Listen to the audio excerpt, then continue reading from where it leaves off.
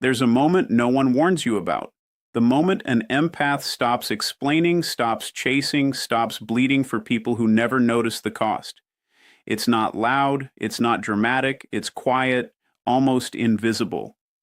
But that silence, that's where everything changes, because when an empath reaches the Sophia stage, they don't become cold, they become clear. They see through manipulation without reacting to it. They feel everything, but respond to nothing that disrespects their peace. And that's what makes them dangerous, not in chaos, not in anger, but in the calm, controlled silence of someone who finally understands their power. The shift from emotional absorption to emotional observation is not something that happens overnight, and it is never a clean break from the old self.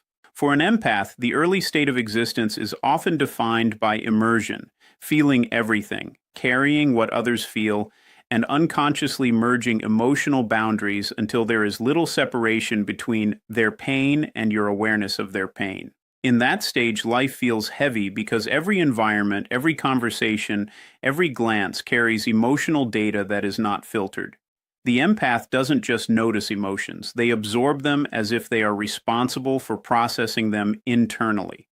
This is where exhaustion begins to build, not from external activity, but from internal overload that is never switched off.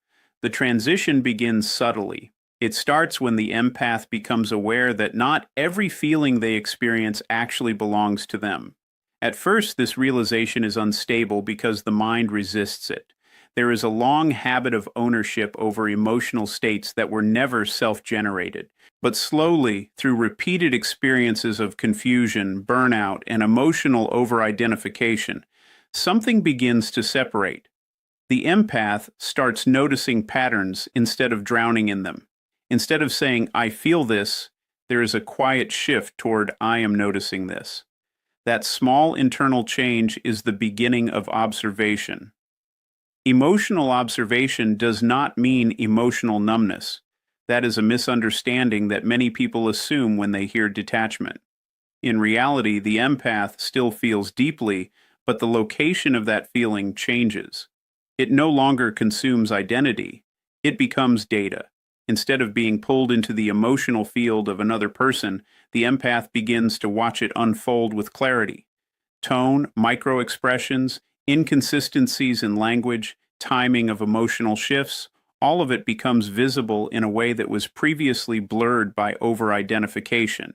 The empath is no longer inside the storm. They are studying it from a stable point outside of it.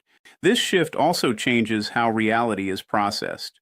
In emotional absorption, truth is often distorted by compassion, projection, or internal emotional resonance. If someone is hurting, the empath feels compelled to soften reality, to interpret behavior through empathy-driven justification, but in observation mode, the empath begins to separate emotion from truth. They can acknowledge someone's pain without allowing it to rewrite facts. This is where clarity begins to form. People are no longer seen only through the lens of potential or suffering, but through patterns of behavior that are consistent or inconsistent over time. As this develops further, emotional triggers begin to lose control over reaction. Where once a sharp tone or manipulative phrase would immediately pull the empath into a defensive or rescuing state, now there is a pause. That pause is not emptiness, it is processing. It is the space where observation replaces impulse. In that space, the empath is no longer reacting to emotional pressure in real time. They are evaluating it. This creates a kind of internal distance that feels unfamiliar at first, almost like stepping back into your own mind after being submerged too long in others. The world does not change, but perception of it does. Emotional manipulation becomes easier to identify, not because people become more obvious, but because the empath becomes less entangled. Subtle guilt tactics, passive aggression, inconsistency between words and behavior, all of these become easier to detect when emotion is no longer clouding interpretation. This is where the empath begins to see structure beneath behavior, rather than just emotional surface expression. Over time, this observational state becomes default. It no longer requires effort. The empath stops asking, "What should I feel about this?" and instead asks, "What is actually happening here?" That question alone changes everything. It shifts focus from emotional involvement to behavioral analysis. It removes urgency from situations that once felt overwhelming. And in that removal of urgency, power begins to form quietly, not as dominance over others, but as control over internal state. In this stage, emotional energy is no longer freely distributed. It becomes selective. Attention is no longer automatically given to whoever demands it the loudest or feels the most intense. Instead, it is directed with precision. This is where emotional boundaries are not just understood, but naturally enforced without confrontation. The empath no longer needs to explain their limits because their internal system no longer allows violations to take root. What appears from the outside as detachment is actually refinement. It is not withdrawal from emotion, but elevation above unconscious emotional fusion. The empath is still fully capable of feeling, but they are no longer controlled by the emotional environment around them. They are watching, interpreting, and understanding with a level of clarity that was not available before. And in that clarity, something fundamental changes in how they move through people, situations, and silence. Recognizing manipulation without reacting to it begins as a quiet internal recalibration, almost like a system update in perception, where the emotional noise that once triggered immediate response starts to lose its authority over behavior. In earlier stages, manipulation is often experienced as confusion first, because it rarely presents itself as direct control. It appears as subtle shifts in tone, selective memory, guilt-based framing, emotional inconsistency, or strategic vulnerability. For an empath, these signals once bypassed analysis and went straight into emotional reaction. The body responded before the mind could interpret. There was an automatic loop of empathy, justification, and self-doubt that followed almost every manipulative interaction. As awareness develops, something interrupts that loop. The empath begins to notice timing, not just what is said, but when it is said. Emotional pressure applied at specific moments, sudden shifts in affection followed by withdrawal, responsibility being redirected through carefully chosen language. These patterns begin to stand out not as isolated events, but as repeatable structures. And once something becomes a pattern, it stops being personal and starts becoming observable behavior. The first real change is not resistance, but recognition without engagement. Previously, recognition and reaction were fused together. Seeing manipulation automatically triggered emotional defense, explanation, or emotional repair. Now there is a pause where recognition does not immediately translate into response. That pause is critical. It creates space between stimulus and reaction, and in that space, control begins to shift inward. The empath is no longer inside the emotional frame being constructed by someone else. They are outside it, observing its structure. Manipulation loses a significant amount of power when it is no longer met with emotional validation. Many manipulative dynamics rely on unconscious participation. The moment the empath stops supplying emotional fuel, apology without reason, guilt without ownership, reassurance without necessity, the structure begins to weaken. Not because the manipulator changes, but because the empath is no longer completing the cycle. The emotional loop is interrupted. This stage often brings discomfort at first because it feels like emotional distance from situations that previously triggered deep involvement. There is a recalibration of identity that happens here. The empath starts realizing that understanding someone's emotional state does not require absorbing it. Compassion no longer has to mean participation. Awareness does not require entanglement. This distinction becomes foundational in how interactions are processed. Over time, manipulation begins to reveal itself earlier in the interaction chain. It is no longer something that is recognized after emotional damage has occurred, but something that is identified at the point of formation. Slight inconsistencies in narrative, disproportionate emotional reactions, strategic vulnerability presented at specific times, all of these become visible indicators. The empath begins to see not just what is being done, but what outcome is being attempted. The most significant transformation is internal neutrality. not emotional coldness, but stability that is not easily displaced. In earlier stages, emotional manipulation worked because it altered internal state. It created urgency, guilt, obligation, or fear. In this stage, those emotional states can still arise, but they no longer dictate behavior. They are observed rather than obeyed. This separation is what dismantles manipulation at its root. There is also a shift in how silence functions. Previously, silence from others might have been interpreted as tension, punishment, or emotional withdrawal requiring repair. Now, silence becomes informational. It is no longer automatically assigned meaning. It is observed as data rather than emotional signal. This removes a large portion of manipulative leverage that relies on silence as pressure. As this recognition deepens, the empath becomes increasingly difficult to influence through emotional distortion. Attempts to redirect responsibility, amplify guilt, or create emotional urgency begin to lose effectiveness not through confrontation but through non-engagement. The absence of reaction becomes the barrier. The emotional hook has nothing to attach to anymore. This stage is not about rejecting people or becoming guarded in a reactive sense.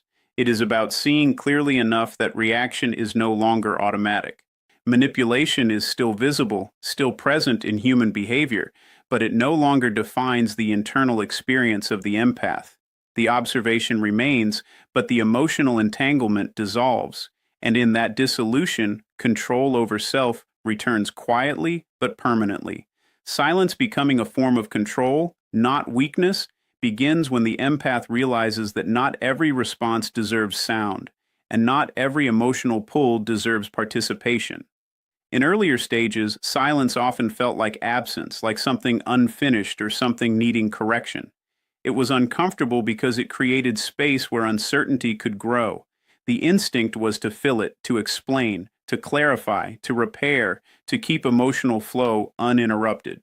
Silence was misinterpreted as vulnerability, as if not responding meant losing ground in an interaction. That interpretation kept the empath overengaged, constantly reacting to maintain emotional equilibrium in environments that were never stable to begin with. The shift happens when silence stops being passive and starts becoming intentional. It is no longer the result of hesitation or emotional overwhelm, but a deliberate removal of energy from situations that do not require it. This is not withdrawal in the emotional sense, but selection. The empath begins to understand that attention is not neutral. Wherever attention goes, energy follows. And when emotional energy is constantly distributed to every trigger, every provocation, every attempt to pull a reaction, it becomes a form of self-exhaustion, disguised as empathy. Silence starts to function as a boundary that does not need enforcement through words. It is not explained, defended, or justified. It simply exists as a non-participation in dynamics that rely on emotional feedback. For people who depend on reaction, silence becomes disorienting. It removes the expected outcome. It interrupts the cycle where emotional pressure is met with emotional release. Without that release, the system fails to complete itself. Internally, silence begins to create structure. Instead of reacting instantly to emotional input, the empath uses silence as processing space. In that space, observation replaces impulse. Emotional stimuli are no longer immediately translated into response. They are held, examined, and only then either released or ignored entirely. This creates a level of control that was not accessible in reactive states. The silence is not empty, it is active evaluation without outward expression. Over time, silence becomes a filter. Not everything is allowed into reaction space. Emotional noise, subtle manipulation attempts, guilt-based communication, attention-seeking behavior, all of it passes through silence first. And many things do not pass through at all. They are simply not engaged. This changes the dynamic of interaction because silence stops being a gap that needs to be filled and starts becoming a barrier that defines what enters emotional participation. In relationships where emotional control or influence was previously established through constant engagement, silence disrupts the pattern. It removes predictable feedback. Without feedback, certain behaviors lose their structure. Attempts to provoke reaction become less effective because the expected emotional return is no longer available. This is where silence begins to function as quiet control rather than passive absence. It shapes interaction without direct confrontation. There is also a psychological reorientation that happens internally. The empath no longer associates silence with discomfort that must be resolved. Instead, silence becomes associated with clarity. It is in silence that emotional distortion loses intensity. The absence of immediate reaction allows perception to stabilize. What once felt like emotional tension begins to feel like observation space. This changes how pressure is interpreted. Instead of needing to escape silence, the empath begins to use it. Silence also becomes a form of emotional conservation. Not every situation deserves emotional investment, and not every emotional demand is legitimate. By choosing silence, the empath is not suppressing emotion, but preserving it for contexts that are aligned with clarity and mutual respect. This selective engagement reduces emotional fragmentation and creates stability that was not possible in constant reactive states. Externally, silence begins to shift perception from others. It is often misunderstood by those who rely on emotional responsiveness as detachment, indifference, or even dominance. But internally, it is none of those things. It is precision. It is control over what is allowed to influence internal state. And in that precision, silence becomes more impactful than response ever was. Eventually, silence stops being something the empath uses and becomes something they inhabit. It is no longer a strategy applied to situations, but a default mode of presence. In that state, emotional noise from the outside does not automatically translate into internal disturbance. The empath remains observant, grounded, and unshaken by dynamics that once required immediate emotional participation. Detachment from people who drain emotional energy does not begin as rejection. It begins as recognition that certain connections operate on imbalance rather than mutual exchange. For an empath, the early difficulty is not identifying who is draining, but accepting that exhaustion in relationships is not always a temporary phase. There is often a tendency to normalize emotional depletion, to interpret it as loyalty, depth, or responsibility. This creates a pattern where the empath continues to give long after reciprocity has stopped existing, because the emotional narrative is built around understanding others rather than evaluating the cost to self. The shift begins when exhaustion becomes information instead of just a feeling. Instead of pushing through fatigue or rationalizing it, the empath starts observing what consistently causes it. Certain conversations leave a residue of heaviness. Certain people require emotional recovery after interaction. Certain dynamics always end with the empath feeling reduced, not expanded. At first, this is subtle, almost easy to dismiss, but over time, repetition removes ambiguity. Patterns become undeniable when they are experienced consistently enough times without variation. Detachment starts forming internally before it becomes visible externally. It is not a sudden cutting off, but a gradual withdrawal of emotional investment. The empath begins to participate less in emotional maintenance that was never reciprocated. There is less urgency to respond, less compulsion to fix, less internal pressure to regulate the emotional states of others. What used to feel like responsibility begins to feel like unnecessary depletion. And once that distinction becomes clear, engagement naturally reduces without force. One of the most significant changes is the removal of emotional obligation from identity. In earlier stages, the empath often equated care with participation, and participation with self-worth.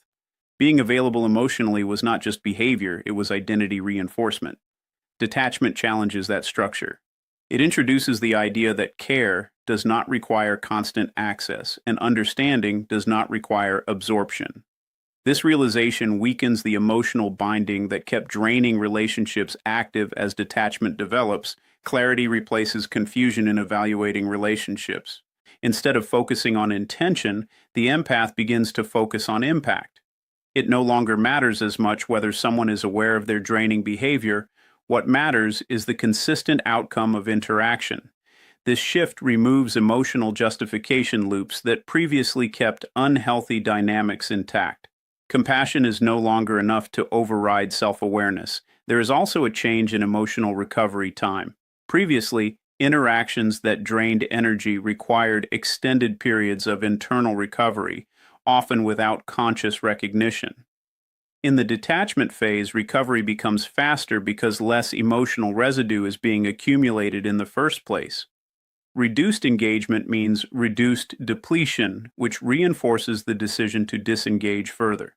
This creates a natural cycle where distance becomes self-sustaining without emotional conflict. Detachment is often misunderstood externally as coldness, but internally it is regulation. It is the ability to maintain emotional stability regardless of another person's internal chaos. The empath is no longer pulled into emotional correction or stabilization of others who consistently destabilize themselves and others around them. This is not rejection of emotion, but rejection of imbalance that demands constant self-sacrifice. There is a quiet recalibration of boundaries that happens here. Boundaries are no longer enforced through confrontation or explanation. They are expressed through reduced availability, selective engagement, and emotional neutrality in interactions that previously triggered over-involvement. The absence of emotional overextension becomes the boundary itself. Over time, detachment changes perception of closeness. Not all closeness is healthy, and not all distance is loss. Some relationships function only in the presence of emotional imbalance, and when that imbalance is no longer supplied, the relationship naturally weakens. The empath no longer interprets this weakening as failure, but as correction of structure. Eventually, detachment becomes effortless because it is no longer a decision made in response to pain, but a default response to awareness. Emotional energy is no longer freely distributed into environments that consistently return depletion. The empath remains present where reciprocity exists and absent where only extraction occurs, without internal conflict or need for justification.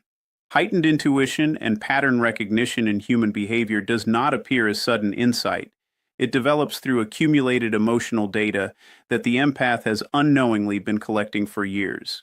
In earlier stages, interactions feel random, unpredictable, and emotionally charged without clear structure. People seem inconsistent, situations feel confusing, and emotional outcomes often appear disconnected from logic. But beneath that surface chaos, the empath is continuously recording subtle behavioral signals, even when they are not consciously aware of it.